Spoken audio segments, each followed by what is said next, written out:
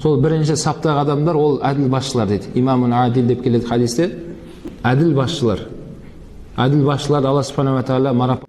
Жалпы басшылықты алып, қол астындағыларға әділдік қылған болса, бәріне қатысты болады бұл.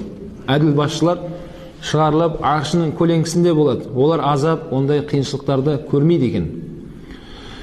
Осы басшылық деген үлкен аманат. Міне Құдай қаласа біздің болашағымыз жастар. Біздің болашағымыз жастар, болашақ бастықтар отыр осы жерде. Болашақ әкімдер отыр, болашақ прокурорлар отыр. Ертең осындай таққа отырған кезде осы хадисті есімізге алып жүрейік. Бұл таққа отыр, басшылық қыл деген мақтанатын нәрсе емес. Көке жәкеңді ортаға салып барып қызығып отыратын жер емес ол жер. Демек, басшылыққа отыр деген сөз сол күннен бастап жымғырып қалайын, жеп қалайын, басып қалайын деген нәрсе емес ол. Құдайдан қорқу керек. Егер сен әділдік қылмайтын болсаң, ертең Құдайдың алдында жазаңды береді.